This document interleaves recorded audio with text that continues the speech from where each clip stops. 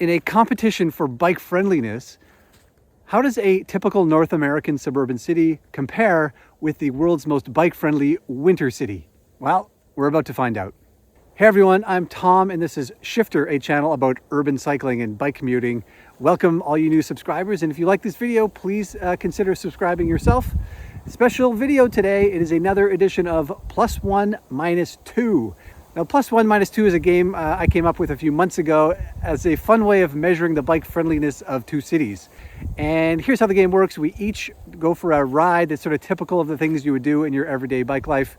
We rode to a hardware store.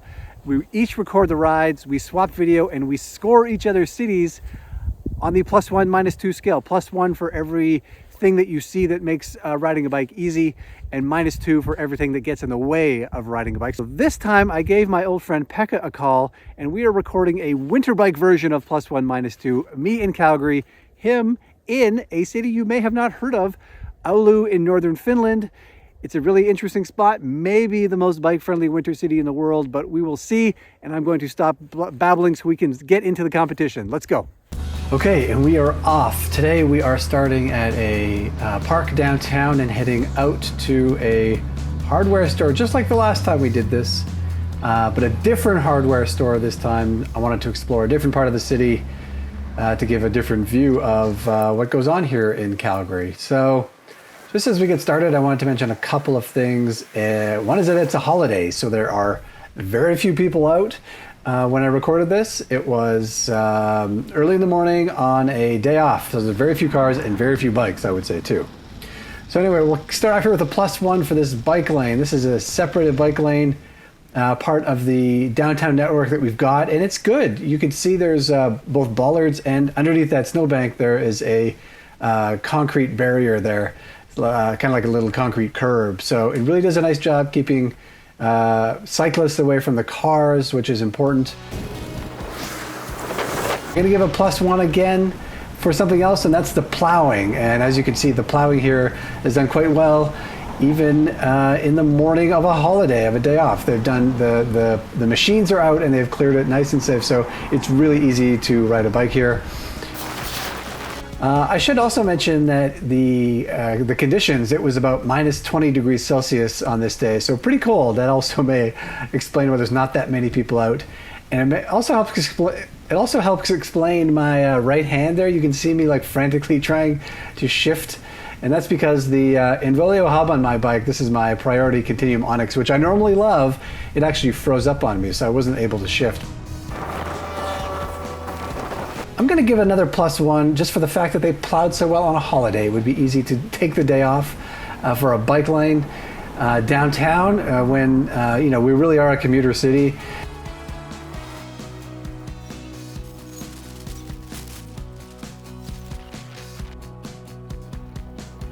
All right, well, the easy part is over. What's happening now is I've left the safety of that separated bike lane. Here I am on a residential road, so I am giving this a minus two, because I'm headed towards another bike lane, but there's no connection between them. So a minus two for a lack of connections.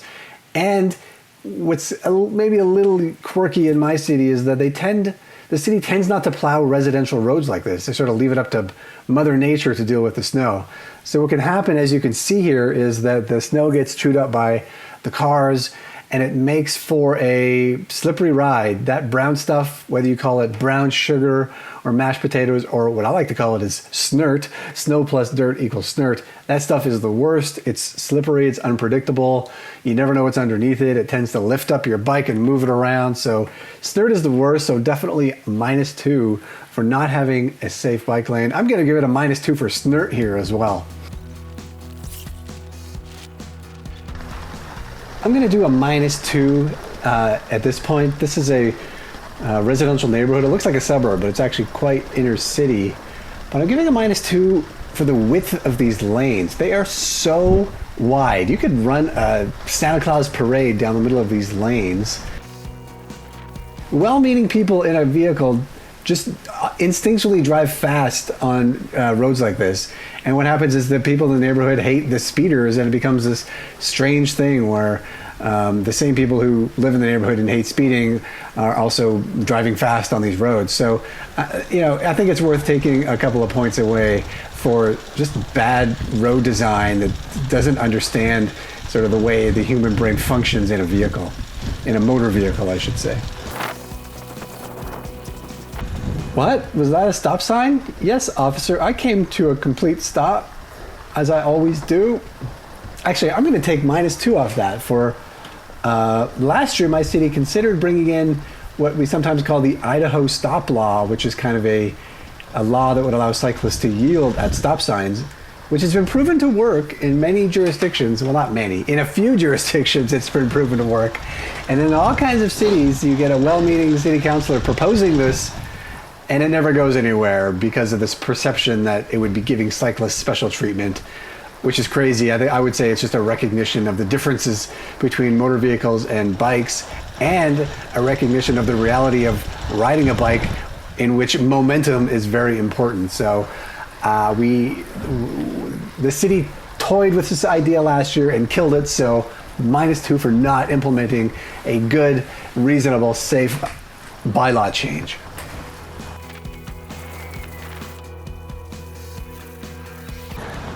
Okay, this is an interesting spot in the ride. So I'm going to give a +1 here because there are bike measures at this intersection. You might not be able to see it, but staring across at me from the other side of the road is a bike light. There is a bike light, bike lane that goes across this intersection. The light does give priority to cyclists. So that's pretty interesting. It's a wide, busy road, 4 lanes, speeds get fast. So definitely +1 for accommodating bikes. Okay, the bike light turned green, so here I go. So as you can see, it got me across the intersection, but I'm taking away a -2 because this feels like a bit of a missed opportunity, because we have that nice accommodation in the intersection, but it just dumps me out onto a painted bike lane. So you can see under the snow there is a bike symbol. So this is a bike lane, but it's just painted on the street. So -2 for a painted bike lane. I'm tempted to give it -4 because painted bike lanes, as much as they suck in the summertime, are even worse in the wintertime. And you can see why here, like, you can barely even make out the bike lane at all.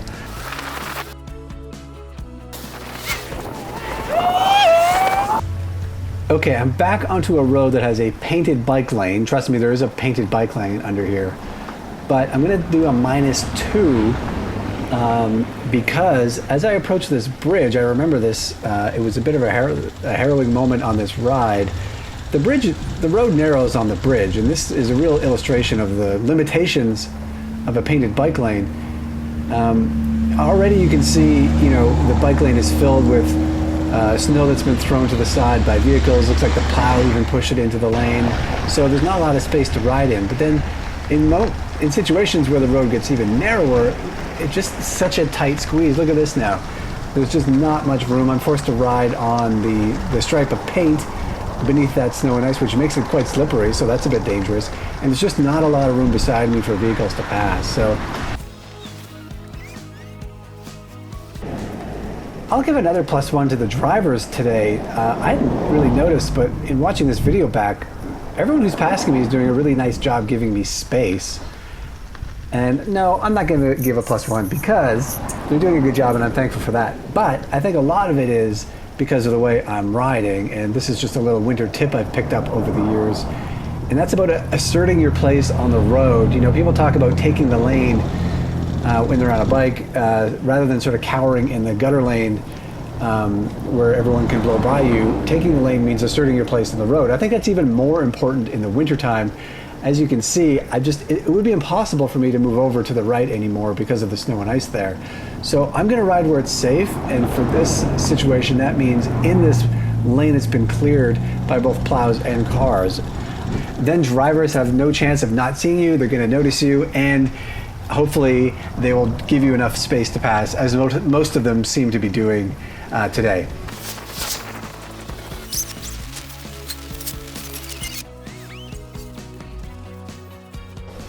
Okay, pop quiz time.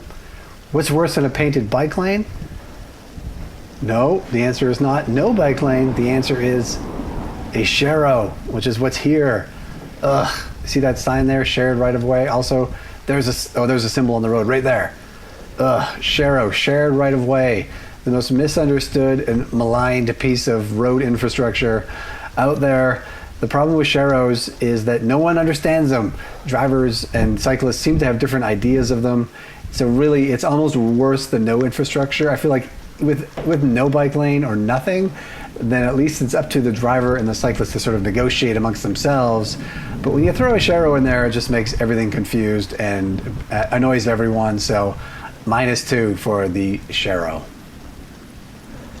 Oh, and there is a sign. We just passed a sign on the side of the road that said, share the road, or I think it said share the road or equal rights or something. Again, it's been shown that those signs do nothing except confuse people. Whoa, -1 for the close pass. Sorry, -2 for the close pass. That was not fun. That was too close for comfort. Okay, here we go onto a multi-use pathway. This is much safer than that road. There are just no motor vehicles. It feels so much more comfortable. I remember just feeling it in my gut. You know, not having to worry about being run over makes such a difference. And you can see this one's also cleared of snow. The city does a pretty good job. We have a really extensive multi-use pathway system in my city, which I'm grateful for. It's often a recreational thing, so it doesn't really take you anywhere in a lot of places. But it is plowed in the wintertime for the most case. Not all of it, but a lot of it is. So I'm grateful for that. So +1 for the multi-use pathway and another +1 for clearing of snow on the multi-use pathway. And a little note here, a little side note, when you ride in -20 degrees Celsius, it can be cold, but also look at the trees here. It's a gorgeous day. The hoarfrost is beautiful. If you don't ride in winter, you miss out on amazing moments like this. Okay, I'm going to give a reluctant +1 to this. This is a pedestrian overpass. We're crossing a really big road down below. It's basically a freeway or a highway. I think it's 6 or 8 lanes. And I'm happy that there's a pedestrian bridge. You know, it's definitely worth one. That being said, it's pretty narrow. Well, this is a weird one. I need to go down there and not straight. And there didn't seem to be any way. I mean, I don't come out here all that often, so I'm not that familiar with this stretch of the pathway, but it looks like I have to get off my bike and walk down these stairs. Oh, but wait, look at, so I'm gonna get a -2 for making me dismount, but I don't know if you can see here, but there's like a little bike thing, you know, ramp, a bike ramp on the side. That little strip of metal there, there you go, you can see it there, is meant so you can push your bike up the stairs. So I guess +1 for accommodating bikes a little bit, but also it was super slippery and not that nice to walk down, and it made me get off. So this is a nice bit of multi-use pathway that's been built in this transportation utility corridor. You can see the big power lines above, and just to the left there is that busy road I was talking about. And they use the rest of the space in a nice way. This multi-use pathway goes for quite a long stretch. You can see I'll give it a +1 for that. Okay, I'm getting close to my arrival here. So this is the end of the multi-use pathway. It is now depositing me into the parking lot of this big box center where my hardware store is. So I'm gonna give it a +1 for the multi-use pathway, at least delivering me here. But now I'm giving it a -2 because this may be the worst auto-centric big box, you know, location in my city. Searching for a bike rack, somewhere to put my bike. You never know at these big box stores if there's a bike rack, but lo and behold, there is one. I think this is probably for staff more than customers, but +1 for having a bike rack. And I have survived. I have made it in the middle of winter on a cold winter day, about 12 kilometers, yes, 12 kilometers to my destination at the hardware store. All right, there was Calgary. What do you think? Not the best score, but not bad. Actually, it's not a bad winter bike city. But let's see how it measures up against Oulu, Finland. Okay, off we go. There is Pekka's bike. Look at that. That is definitely not a fat bike. That is just a regular city bike that he's going to be riding here. So this is Oulu. This is a city in northern Finland. It's about 200,000 people. It's right on the coast. It's got a couple rivers running through it. I've actually been here 7 or 8 years ago when I was researching my book on winter cycling, and it was eye-opening for me. It really opened my eyes to the potential of winter cycling. So I'm really excited to see what's going to happen here. I met Pekka back then, and we become friends. So he's got a lot to teach all of us. So this is going to be really cool, not only to see Oulu, but to see what he has to say about it. So let's get started. So the idea here was that we would do a very similar route. So he's heading about 12 kilometers, 10 kilometers out to a hardware store from the inner part of the city out to the suburbs.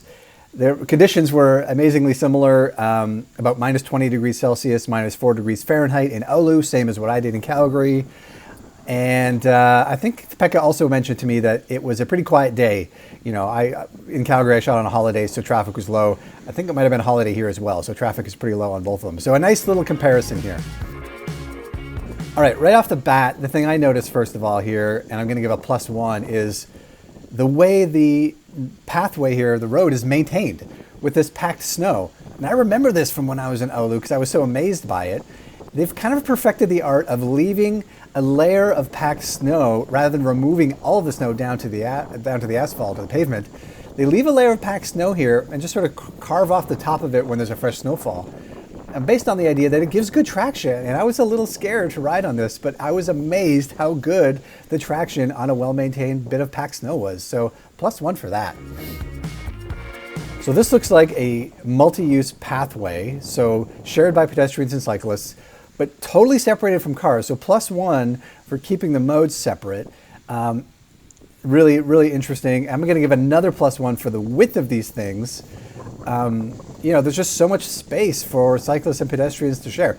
With a shared route like this, you really have to, that extra space really makes a big difference. So that's kind of amazing. +1 for these underpasses as well. I remember these being amazing because for a couple of reasons. One, it keeps you away from vehicles, but they bring you under the highways and the busy roadways. But also, compared to the overpasses, the pedestrian overpasses we tend to have in Calgary, where you have to like climb a really steep ramp to get, 15, 20 feet off the ground, or these are just, the elevation gain is not significant, so it just makes it easier to ride your bike. It's almost like they've actually thought about what makes cycling easier and determined that these underpasses are worth investing in. Whoa, did you see the lights on the ground there? It looks like they're projecting the pedestrian bike symbols onto the ground using lights above, which is a great idea because those symbols, when they're painted onto the pathway, always get covered with snow. +1 for a cool idea. Also, they look nice. And in the wintertime when things are dark, especially in a place as far north as Oulu, the light is amazing here too. Let's give that a +1. These pathways are all lit up. Using light in creative ways is really great. Anything to sort of brighten the route is a really good idea. I just want to make note of the other cyclists we're seeing out here. Isn't it interesting what they're wearing and what they're riding? Like, I don't think I've seen anyone riding a winter-specific fat bike. I don't see anyone wearing athletic clothing. They're riding their regular bikes and their regular clothes on their, just going about their day. They don't feel the need to get all geared up for it.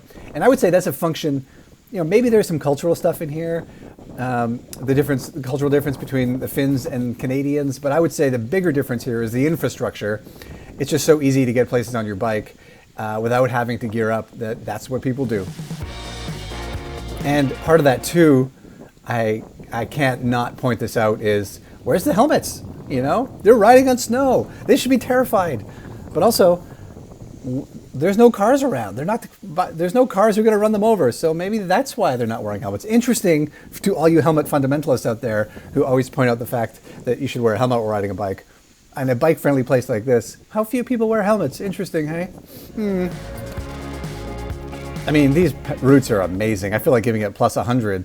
Like, have we seen a car yet? Have we crossed paths with a motor vehicle at all? Just the fact that there's a efficient network that's separate for bikes and cars is so cool. It just makes it so much easier to get around in other modes other than a vehicle.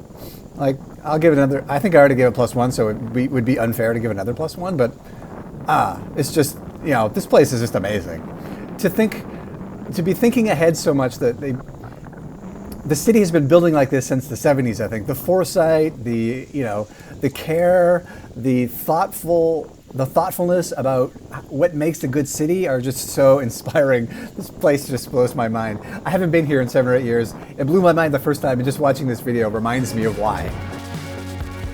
+1 for these pedestrian cyclist bridges. There seems so many of them. I mean, there's rivers and fjords and inlets to cross, and it looks like they've prioritized cyclists and pedestrians there, so kudos on that. Have I taken any score off yet? Ugh. It's almost like an unfair fight here. I need to find some way to take some scores off. It's going to be a bloodbath for Calgary.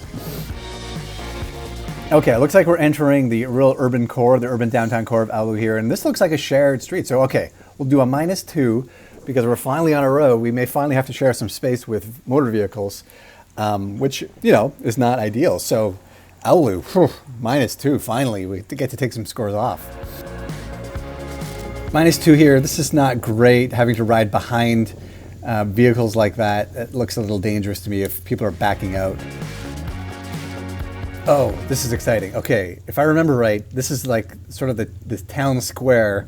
It's a public area, but what's happening here is that it's been built in such a way that I think it redirects the heat from these buildings into pipes to go beneath this, and so it's like a heated pavement, which melts the snow, which is amazing for safety for pedestrians and cyclists. And this looks like a pedestrian area, or there's no vehicles around, no cars. But also, in the long run, I think it's probably more affordable for the city. You don't have to pay people to shovel it all day long. It takes care of itself. Just such an interesting way, like such a cool acknowledgement of living in a winter city and things that can be done about it. And +1 for this bike parking. I mean, it's a freezing cold day here. Look at the bikes out here. Look at the people. Like, this just, I don't mean to gush, but this is amazing. Look at what you can do if you build a city that makes it easy for people to ride their bikes and walk, even when it's so cold out, even in in a subarctic climate. Look at that, amazing. There's this argument here that people will never ride in winter. Well, look what happens when you make it easy for people. Interesting, there was a pile of snow there. I haven't seen a lot of snow being piled up. In my city, for example, most of the snow is just pushed to the side, which often gets pushed into bike lanes. Here, it looks like most of the snow is being removed completely. So, some cities do that. It's a bit more expensive, but look how much better it makes it for people who are not in cars. +1. What is this? What? Is this another heated? Oh, it's an underpass. Is this heated as well? Either that or it's been plowed perfectly. Oh, and look at the light in here. Wow. This is just like +1 for like respecting pedestrians and cyclists enough to invest in them in this way. Oh, did he have to slow down for a car? Is that the first time he had to slow down for a car? Ooh, -2, come on. Just, I'm joking there, but like the separation between modes here is almost maybe the most important piece. Like, it just seems like such a comfortable, relaxing ride when he's never worried about people in vehicles passing him. Like, it's such a different way of approaching things. It makes riding so much easier. Okay, +1 for I think that was a mom and a baby in a car seat. Like, making it easy, making it safe and comfortable enough for a mom to feel okay riding with her baby on a bike in the snow is definitely worth a +1. What's interesting here is that Oulu seems a little bit different than some of the other European bike-friendly cities like Amsterdam and Copenhagen, where bike lanes are sort of integrated with the roadways in unique ways. This almost seems like there's two entirely different networks. There's a road network and then a pedestrian cyclist network. It's like the city has been planned and built this way, which is interesting because you see a place like, look at this. This seems like a wide transportation corridor, and rather than just filling it up with car lanes, they've kept space for pedestrians and cyclists, which doesn't seem like that big of a leap from the way communities are planned here in North America as well. Interesting. This just looks like a nice route through a park, and it's kind of boring, so +1 for it being so boring that you don't have to have any drama on your ride. You can just sit back and enjoy it. +1 here for maintaining the bike infrastructure in the suburbs. I mean, take a look around here. Looks like a low density suburb that you would see here in North America. So there is this kind of myth, I think, that North Americans sometimes think that these bike-friendly European cities are all sort of made up of these really dense medieval urban cities. But look at this. This looks like a single-family subdivision, just like you would see here. The difference being you can ride your bike out here too. So it's really interesting to think that you don't have to have that super dense urban core as a requirement. I mean, density is a huge part of a good cycling city. But look, it's working out here in the suburbs as well. That looked like a residential road that just sort of bridged two pathway networks together. So I'm gonna give it a -1 for having to blend with cars there, even though we didn't see any cars. But also a +1 for maintaining the connections between bike routes. Interestingly, in Oulu, it feels like the bike friendliness, like the separation between cars and bikes gets better the farther you get from the downtown core. Like the suburbs are almost better. That's the opposite of what we see here in North America in a lot of cases. I want to give a +1 for what I'll call comprehensiveness of the bike network here. I think one of the things that I would love about living in a city like this is the assumption that no matter where you want to go, there is a safe bike route to get you there, especially in winter. In my city, whenever I ride my bike to a new place, I have to spend some time planning it out. It's not just, I can't just assume that there'll be an easy, safe way for me to get there on a bike. You know, based on what I'm seeing here, it just seems like there's bike infrastructure in so many places that assumption can be made. It's just like with a comprehensive network, you can just not stress and just know that you can live your bike life without any drama. See, there's another advantage of having these packed pedestrian routes. You can haul your kids in a sled. Oh, it looks like we're getting there. I mean, look at this. This is a big box hardware store. You know, and just like the nightmare of a big box center that I had in my city, they exist here in Oulu as well. But the fact that it's so accessible by bike is really interesting as well. Yeah, look at this. I mean, this is a car-centric development. So they do exist, but the way you access them is just a little bit different. Oh, and look at that. Look at the bike parking out there. Big sign, prominence given to it. I'm going to give a +1 just to the fact that the city encourages cycling as much as it does, even in car-centric places like this. And we've made it. Bad rack, -1.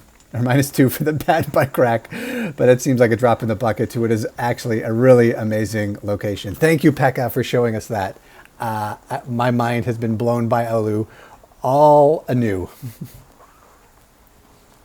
Okay, well, there you go. It was not really a close fight, and I can't say I'm surprised. Oulu really is one of the most bike-friendly cities I've ever been to, probably one of the most bike-friendly in the world. And Calgary has made good progress, but has a long way to go. But the scores are kind of secondary. That's not really the point here. That's just kind of a fun way of getting us to talk about what makes a bike-friendly city. And I hope you learned a lot from Oulu. I know I sure did. And I hope you learned something from Calgary as well. And I hope it helps make your city a bit more bike-friendly. What you should do now is go to Pekka's channel, and I'll link this down below. Go to Pekka. He's going to do the same thing. He's going to review both cities with the same +1, -2 score. And I'm really looking forward to it. I have no idea what he's going to say, but Pekka is a wealth of knowledge, so I think I'm going to learn something from him, and I think you will too. So go check that out right now. Follow him on social as well. He's just got so much good information. I want to thank him for doing this. It was a lot of fun and great to see what's happening in other places in the world. Thanks for watching, and I'll see you next time.